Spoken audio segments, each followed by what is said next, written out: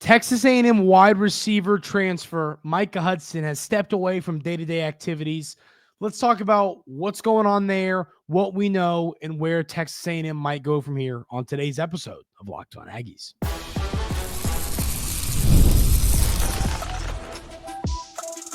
You are Locked On Aggies, your daily podcast on the Texas A&M Aggies, part of the Locked On Podcast Network, your team every day. Welcome on into Locked On Aggies. I'm your host, Andrew Stefaniak. Thanks for making Locked On Aggies your first listen every single day. Today's episode is brought to you by our friends over at FanDuel. From the first whistle to the final drive, FanDuel makes the NFL playoffs even more exciting. Right now, new customers can bet $5 and get $300 in bonus bets if you win your first bet. Visit FanDuel.com to get started. On the show today, ladies and gentlemen, we're going to talk a little bit about the LSU Texas A&M basketball game that is going to be coming up on Saturday evening. We're going to talk about, I'm going to make one more case on quarterback, and you just got to hear me out. People got to just hear me out on this one.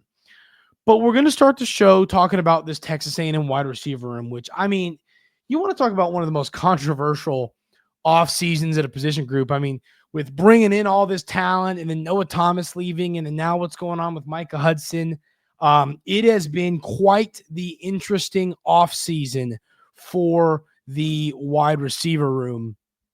And, you know, for me, what's going on right now with Micah Hudson, the first thing that we need to talk about is it sounds like this is mental health related. There was a report that Micah Hudson is stepping away. So I'm going to read you all the report from On3 from Pete Nikos.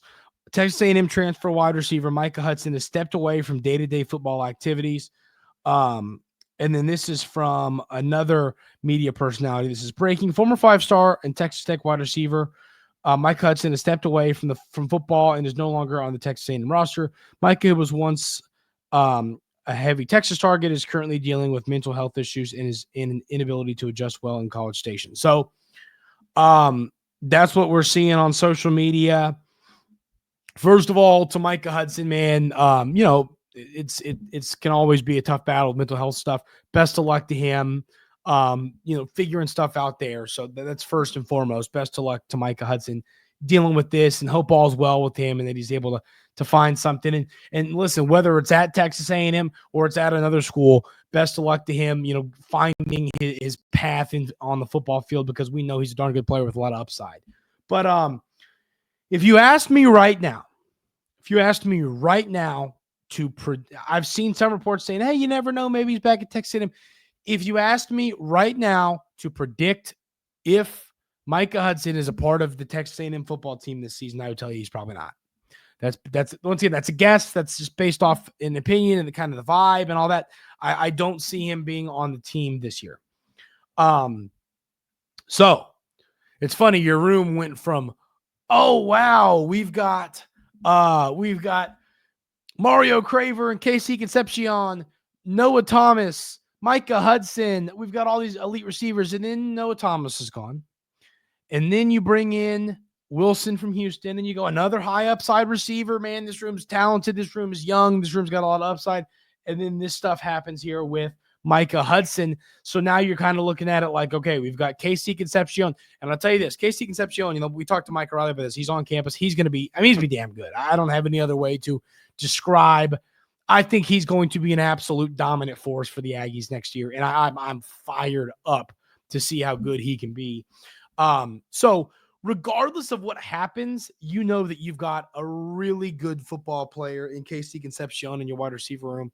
And then once again, the upside of Craver, the upside, of course, of Wilson. I mean, you've got a lot of talented players. So to me, I now think you need to go get another receiver. Good news. The Aggies are hosting Harrison Wallace, former Penn State wide receiver.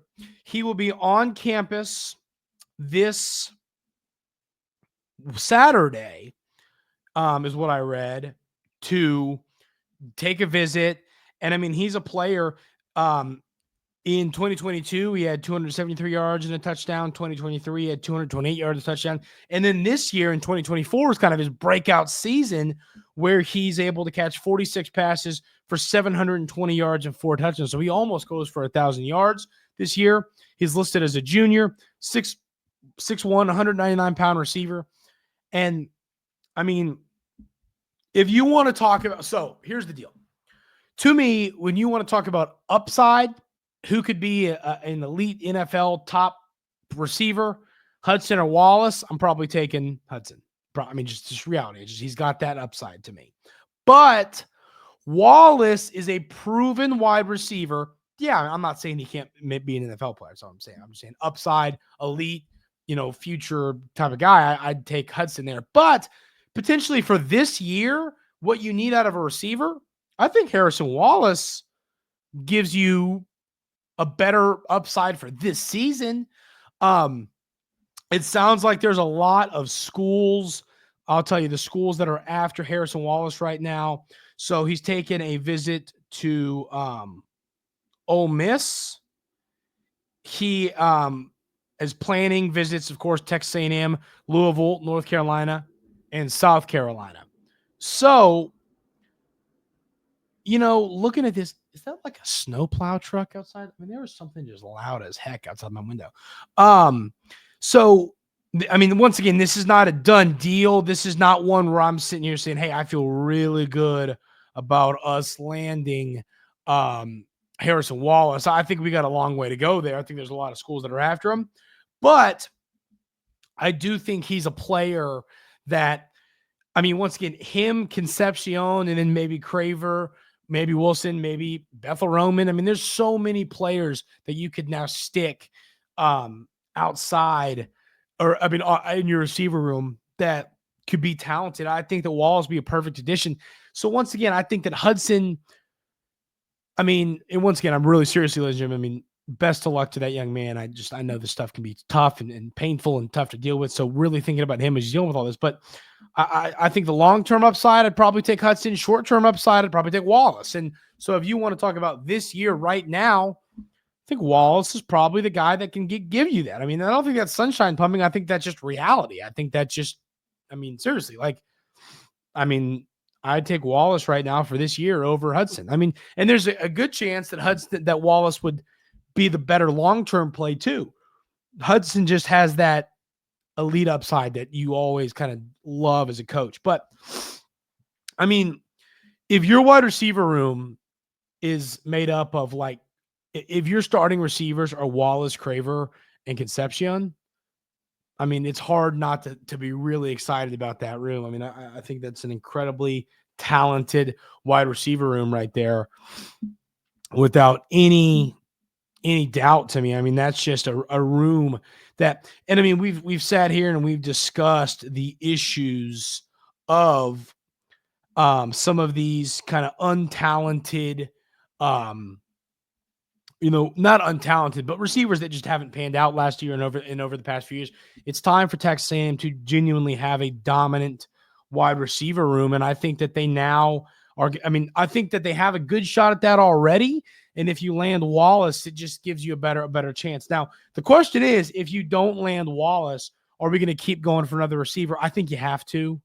I like our young guys. I do, but I just relying on players that are young and you haven't seen. I mean, obviously, once again, this coaching staff sees these players all day, every day, so they know. But to me, I think that I'd take the veteran proven receivers, especially a guy like Wallace who's played at Penn State. I mean, he just played in the playoff game. He did proceed to goose in said playoff game, which was the final leg on somebody's parlay. But I mean, he's a proven guy. Has played in some big time football games. No, he did. Oh, I forgot they played 2 playoff games. He had 37 yards in the win over Boise, and then 48 yards in the win over SMU. So he did have some relevant stats in this playoff. But I mean, that's the way I look at this wide receiver room right now. I think if you go get Wallace, great, huge, another great upgrade to this room. If you don't get him, I think assuming Hudson's probably gone, and like I said, that's the assumption I would make right now. I think it makes a lot of sense to go and get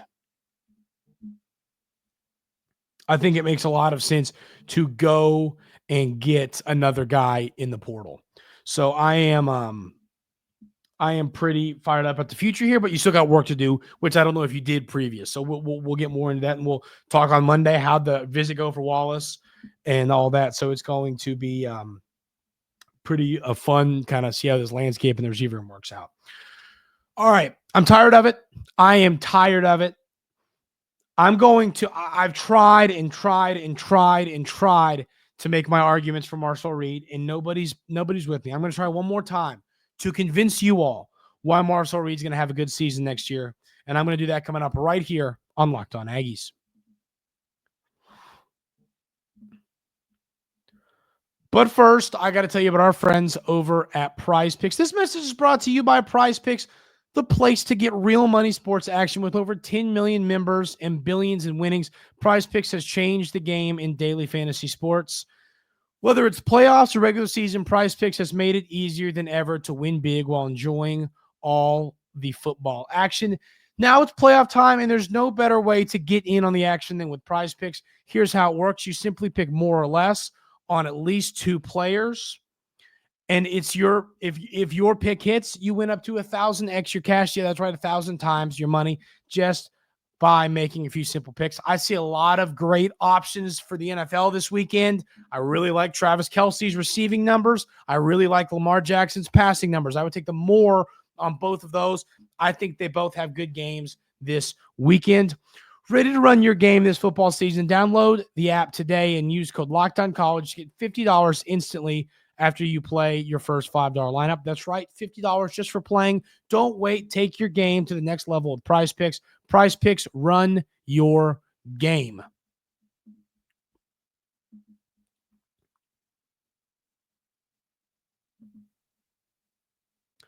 I've tried, and I've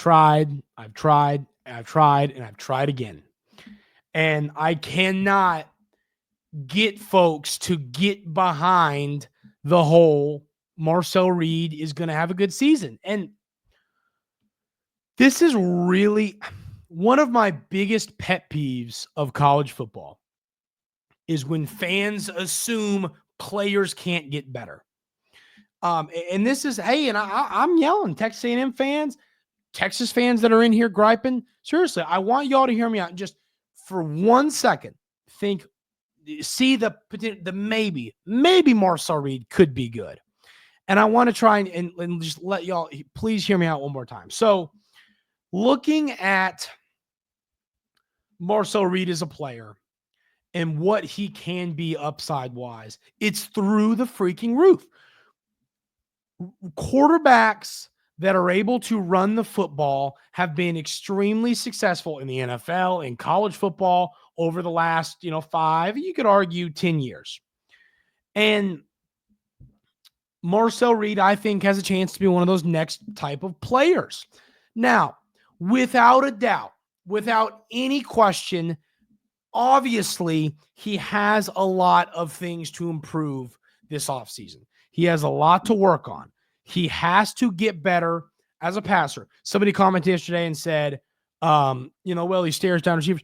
Yeah, he does. Okay, here's my thing. You're right. Here's my thing. It grinds my gears when people don't act like players over an off season can get better. So hear me out. Marcel Reed heading into and this is now when I say this does not mean that our coaching staff does not work on developing players that aren't starters. But Connor Wigman was the starter. Marcel Reed was the backup. And there was a chance he might have even been the backup when Henderson was still in the mix. So, he was getting reps and snaps, but once again, the focus on was developing Connor Wigman. That was the focus. It was developing Connor Wigman, making him better.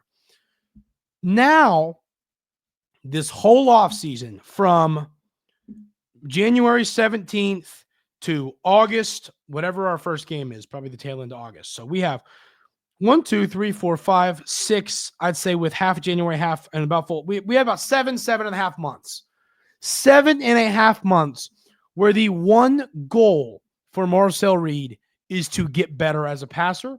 and to get better when it comes to vision downfield and to get better at things like this. A whole offseason, 7.5 months, he has to work on this stuff. You're telling me that in 7.5 months, he's not going to improve a little bit? There are players without a doubt that don't develop like you think, and this stuff happens a lot. It happens a lot. But at the end of the day, I just don't see a world where Marcel Reed does not at least make some kind of positive development in the right direction. He's going to get better. And as I've said time and time again, the type of quarterback he is with his legs, if he gets better as a passer, the sky is the limit, and then the limit's above that. He can be so darn good if he continues to develop as a passer. And once again, Collin Klein's one job this offseason, seriously, one job this offseason is going to be making Marcel Reed a better quarterback. If he is able to do that, it's going to be just absolutely monumental for this program and for this team. Marcel Reed has the opportunity to be one of the better quarterbacks in the SEC, one of the better quarterbacks in college football. He has the opportunity to do that. Yes. So I think this is where I think I've had some, people not fully behind me with what I'm saying. I want to reiterate this point. I am not saying he's that right now, because he's not. He's a great runner, and he can win you some football. Right now, I think Texas A&M could go 8-4 next season, 7-5, 8-4 with Marcel Reed right now.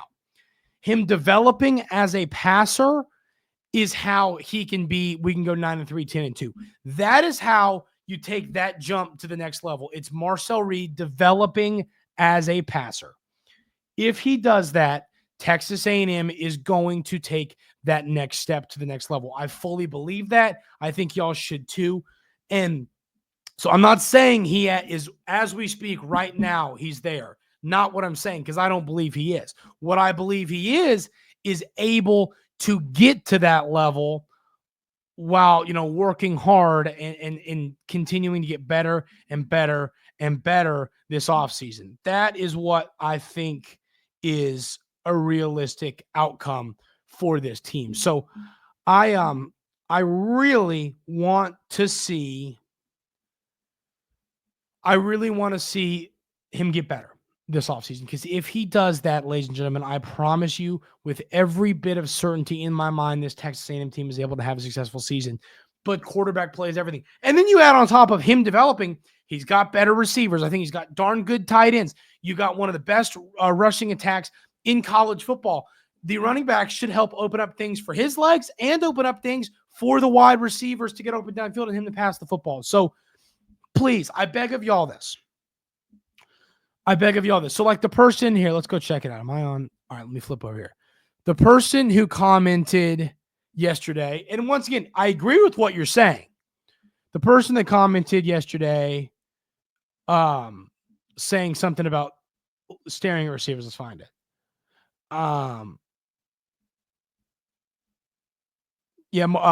If you get rid of Klein and teach Marcel not to stare down the receivers, maybe you'll ever say, like, you're right about that. First of all, I'm not in agreement with getting rid of Klein. I still think he's an up and comer in this business.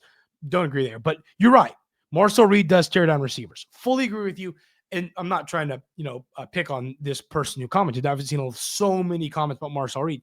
I just think that people are acting like he can improve, because he can. He might not. Heck, ladies and gentlemen, he might not. I could be wrong. That happens a lot. But at the end of the day, I think that he is a quarterback that if he is able to develop and take that step, he can be dominant for this program and really lead Texas A&M to do something special next season. That is my argument. Lastly, like I said, if I have in no way, shape, or form convinced y'all that Marcel Reed can be any kind of a good quarterback, that's fair. But let me know, once again, that person who left the comment, they at least gave a reason. I appreciate and respect that. Leave a reason why y'all don't see Marcel Reed taking that next step. I really like to see why. I'm curious. Leave that in the YouTube comments. We're going to talk a little bit about the Texas A&M matchup with LSU on the hardwood, and we'll do that coming up right here on Locked On Aggies.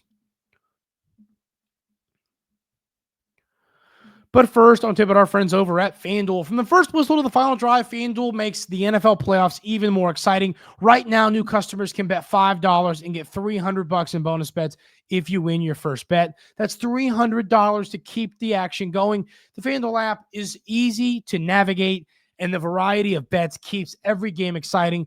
Plus, when you win, you get paid instantly.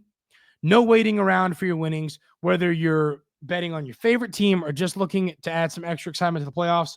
FanDuel has got you covered. Just visit FanDuel.com to join today and get started with $300 in bonus bets. That's FanDuel.com. Make this playoff season unforgettable with FanDuel, an official sportsbook partner of the NFL, and of course, the Locked On Podcast Network. So, to me, this game against LSU, I have two words to describe it. Must win. This is a must-win game without question. LSU it's funny. I think people are still to the point where they're like, oh, they beat Arkansas. Arkansas sucks. Okay, so that's the first thing. I'm not like, oh, goodness, LSU beat Arkansas. Help us, please. Help. No, Arkansas sucks. I don't care about that. LSU, I think, is the second worst team in the SEC behind Arkansas. They've lost to Vandy, Missouri, Ole Miss, and they beat Arkansas. I think that Missouri might be good, actually, and we'll figure that out. I think that Missouri, seriously, I think that they're underrated right now. But Vandy's not that good. Vandy beat LSU in Baton Rouge. LSU loses to Missouri in Como. Then LSU loses in Oxford. Now, and then they beat Arkansas at home in Baton Rouge. Now they have to come to play the Aggies at home. I mean, this should be a night game in Reed Arena. It should be a tough one for the LSU Tigers to come win. A big key in this one is going to be continuing the dominance on the offensive boards. That will always be the case. Also, knowing that Texas A&M plays such suffocating and dominant defense, LSU turns the ball over about 14 times per game. I really think that their Cam Carter, their leading scorer, averaged about 18 points per game. He's a good player. He shoots 40% from three. I really like his game. I think he's a good player. So that is something we need to watch out for. They only get 39.4 rebounds per game. They're not a dominant team on the boards. We need to dominate on the boards. And once again, we still don't know the status of Wade Taylor. Frankly, I think you can win this game without Wade Taylor. So I'm not saying if he's healthy, play him, but like if it's like 50-50, you know what I mean? It's like, well, I think he'd be fine, but we could maybe hold him out. I would maybe hold him out one more game. Who do we play after LSU? I forget. We play at Ole Miss. So yeah, I would rather save. If Wade Taylor's 50-50, I'd hold him out. I think you can win this game without him and then suit him up on the 22nd against Ole Miss. If you think he's kind of 50-50, if he's good to go, obviously you play him. But in the SEC this year, it's a gauntlet. LSU is not a good basketball team for SEC terms. You have to win this one. If you lose this one, I mean, these are the losses that could make it interesting when it comes to March. I mean, seriously. So you've got to find a way to win this basketball game. Slow Carter. I'd love to see Zerk Phelps have another big game. More of an efficient game would be great. Continue dominating on the offensive glass and the defensive glass, and then do a good job playing defense, winning the 50-50 balls. I'd like to see a little bit more offense. I'd like to see the ball move more. My friend who comments about basketball every day, I think my point, you're talking about offense yesterday, I appreciate the comment. It was great points. But I guess what I'm saying about the offense, and I agree with getting Payne more involved. There's no question he had a great game against Kentucky. For me, I would like to see this offense just move the ball more. I think at times it's just a player trying to play hero ball, and I'd like to see more movement. That's all I'd like to see, and I feel better about this offense. Wade Taylor coming back is definitely going to help that. So that is going to do it for this week here at Locked On Aggies. Thank you all so much for being here every single day. I really, really, really do appreciate it. Hit that subscribe button on YouTube if you haven't already. Leave a 5-star review on podcast platforms. All of that helps the show out a ton. I hope y'all have a great weekend, a great rest of your Friday, and we will see y'all on Monday right here on Locked On Aggies.